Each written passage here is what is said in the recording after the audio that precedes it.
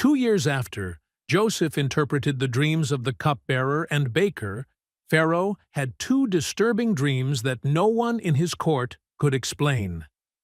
In the first dream, Pharaoh saw 7 healthy fat cows come up out of the Nile River, followed by 7 thin, gaunt cows. The thin cows devoured the fat cows, but even after eating them, they remained as thin as before.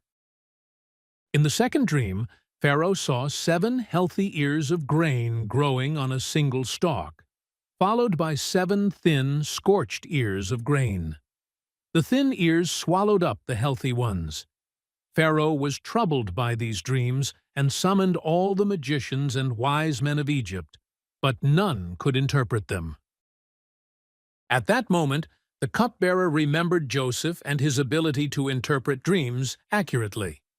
He told Pharaoh about Joseph's gift, mentioning how Joseph had correctly interpreted the dreams of both himself and the baker while they were in prison. Upon hearing this, Pharaoh immediately summoned Joseph from prison. When Joseph was brought before Pharaoh, he humbly acknowledged that it was God, not himself, who could provide the interpretation of the dreams. Pharaoh then recounted both of his dreams to Joseph, seeking answers. Joseph explained that the 2 dreams were one and the same, and that God was revealing what he was about to do. Joseph interpreted the dreams, saying, "The 7 healthy cows and the 7 healthy ears of grain represent 7 years of great abundance in Egypt. But the 7 thin cows and the 7 scorched ears of grain represent 7 years of severe famine that will follow the years of abundance. The famine will be so severe that the years of abundance will be forgotten." Joseph advised Pharaoh to appoint a wise and discerning man to oversee the storage of surplus grain during the 7 years of abundance, to prepare for the 7 years of famine. Pharaoh was so impressed with Joseph's wisdom and his ability to interpret the dreams that he decided to appoint Joseph as the man to carry out the plan. Pharaoh said to Joseph, "Since God has shown you all this, there is no one so discerning and wise as you.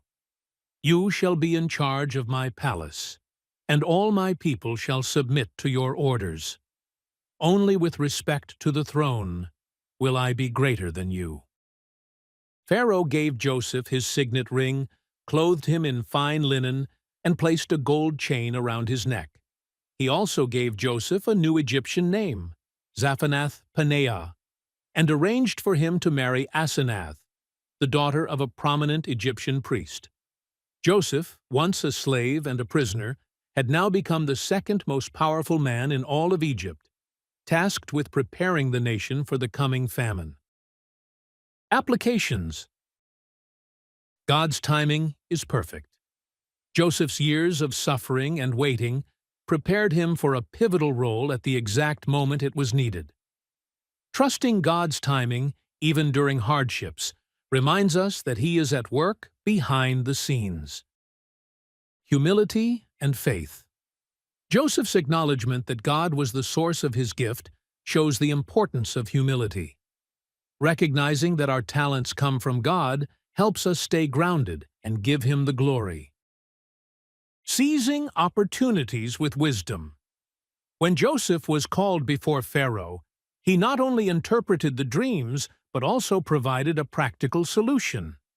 We should be prepared to act wisely when opportunities arise, offering both insight and actionable plans. God uses unlikely people. Joseph's rise from a prisoner to the second in command of Egypt shows that God can use anyone, regardless of their background or circumstances, to fulfill His purposes. Preparation for future challenges. Joseph's foresight in planning for the years of famine teaches the importance of preparing during times of plenty for potential future difficulties. Wise stewardship and planning can make the difference in facing challenges with resilience.